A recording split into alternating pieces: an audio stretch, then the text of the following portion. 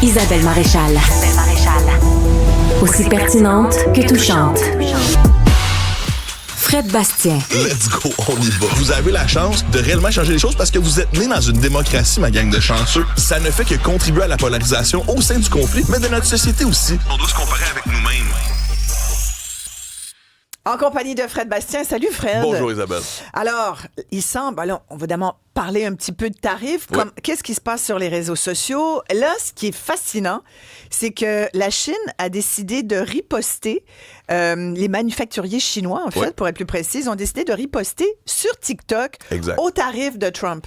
Explique-nous ça, là, pour on qu'on sait comprenne bien. Il y a plusieurs personnes partout dans le monde, incluant en Amérique et au Canada, qui s'informent sur TikTok, là, on pourrait dire, là, même si oui, beaucoup les jeunes. une jungle complètement. Là. Mm-hmm. Mais ce qui est intéressant, c'est qu'il y a plusieurs manufacturiers, puis là, bon, quelle est la part de vérité là-dedans, mais qui font juste souligner à grands traits à quel point les fameuses marques, là, c'est ça qui pogne le plus, autant les marques de luxure et les cosmétiques. Là. De luxe, tu veux dire? Oui, ben voilà, c'est ma pensée. La luxure, c'est autre chose. Ma pensée mais bon. chrétienne.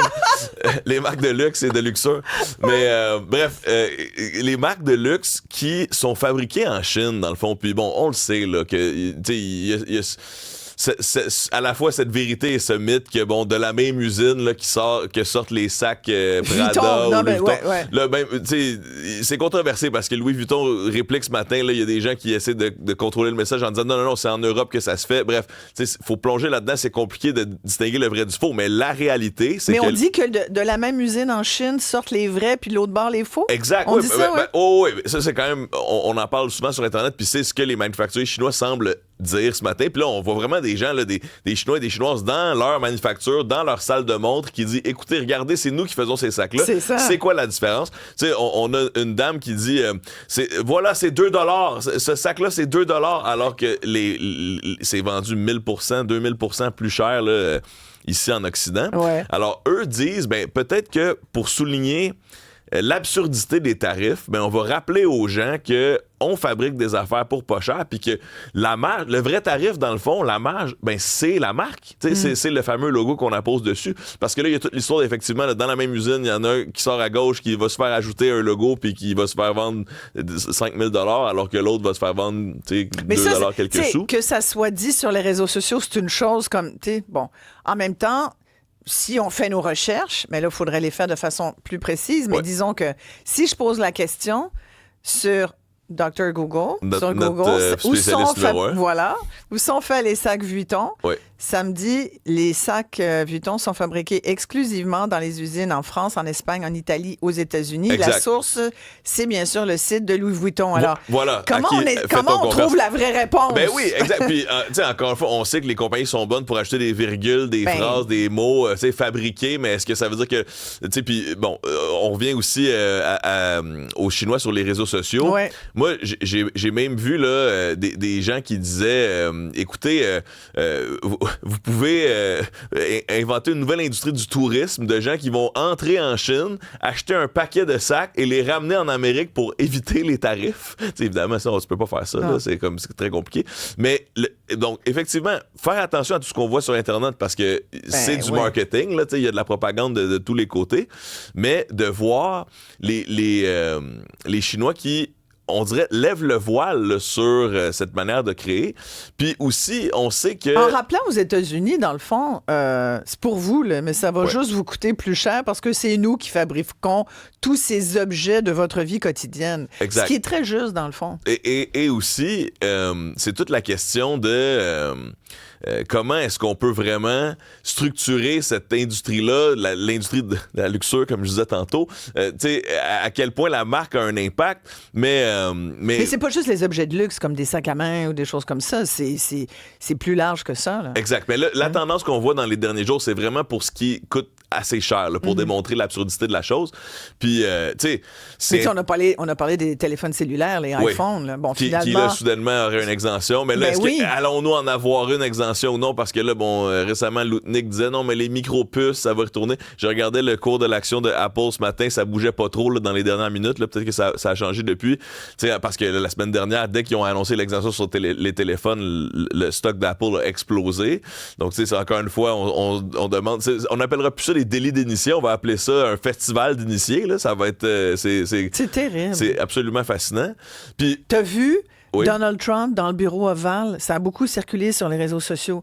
Donald Trump est dans le bureau ovale, je pense que c'est jeudi matin.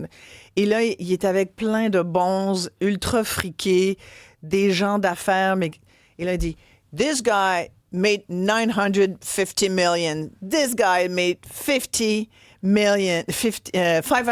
C'est comme, il dit, ce gars-là, il a fait 500 millions. 950 millions cette semaine. Il nous pointe ces nouveaux aristocrates, ces nouveaux oligarques. Et il dit, depuis mes décisions de cette semaine, tu sais, cette journée où il a dit, ça serait peut-être le moment d'acheter des actions, cette journée-là, ces gars-là sont juste devenus encore plus riches. Fait que toi, tu es un travailleur américain. Ouais. Puis même Canadiens et Québécois, tu regardes ça. Moi, ça m'écoeure. Ouais, non, mais imagine la même scène, c'est Donald Trump dans une usine qui dit This guy lost his job. Ouais. This guy is gonna pay more for. Ce gars-là va perdre son travail. Ce gars-là va payer plus cher pour son épicerie. Ouais. Ce gars-là va payer plus cher pour ses matériaux de construction. Ce gars-là va perdre plusieurs de ses avoirs. Sa retraite est remise en doute. Il va devoir se trouver une job à temps partiel à 70 ans parce qu'il n'y aura plus une scène dans ses REER. C'est ça, on le voit moins hein, quand on Trump le voit pas se pointer de. Non, effectivement. Mais les gens aux États-Unis continuent d'être derrière leur président. Moi, je sais pas, je comprends pas des fois. Pas tous, il y a légèrement baissé. Les plus bruyants, clairement, là. Il n'y a pas tant perdu de plumes que ça. Non. Les derniers sondages faisaient qu'il y avait comme 4% de moins de ferveur populaire. C'est pas tant, là, quand tu as brassé le monde et surtout ton pays. Ouais. Les Américains sont un peu moins satisfaits de sa gestion de l'économie, mais légèrement moins satisfaits. Oh oui, je sais pas ce que ça leur prend. Mais aussi, on pèle constamment par en avant, hein, parce que, tu sais, les tarifs, qui s'est repoussé 90 jours, etc. L'histoire de TikTok aussi, on en a parlé à l'émission, s'est repoussé pendant 75 jours encore. Ouais. Donc, on reste dans ce sentiment d'insécurité constant, là. Mm-hmm.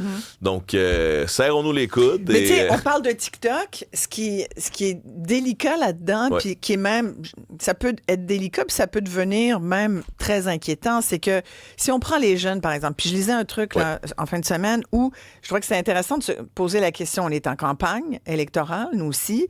Toi, je disais ce matin dans ma chronique à Mario Dumont que finalement, on a peu de choses à se mettre sous la dent parce que les chefs sont à peu près pas en campagne.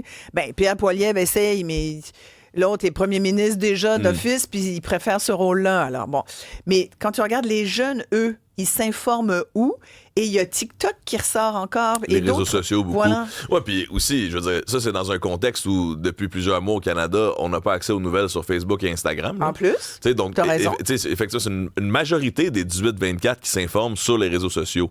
Puis là, on est un peu coincé là-dedans parce que ça prend des salles de nouvelles, ça prend des vrais journalistes, des gens qui sortent la nouvelle, qui analysent la nouvelle, qui sont factuels dans leur manière de répondre à l'information. Ça prend plusieurs sources aussi parce que, tu sais, peu importe le giron politique de ton organisation, tu vas avoir un certain biais. Mais là, si les jeunes ne se rendent pas sur les médias traditionnels, ben ça va prendre une manière de trouver un moyen de les informer, d'ajouter de la bonne information dans ces médias nouveaux-là. Là, mais toi qui en côtoies beaucoup de jeunes, qui est tout le temps sur les réseaux sociaux, est-ce que tu sens que les plus jeunes citoyens sont autant que leurs parents pouvaient l'être, par exemple, ou que d'autres citoyens aussi engagés dans la chose politique, où il y a comme... Attends, puis là, on est dans le, dans le subjectif. Là. C'est un grand classique que c'est en vieillissant que les gens s'intéressent un peu plus aux affaires publiques. Là. Ça, malheureusement, on ne le changera pas. J'ai l'impression que le niveau d'anxiété des jeunes est tellement élevé que finalement, ils s'intéressent aux trucs qui les rendent anxieux encore plus. Là. Bon, tu sais, changement climatique, mais aussi guerre tarifaire, Trump.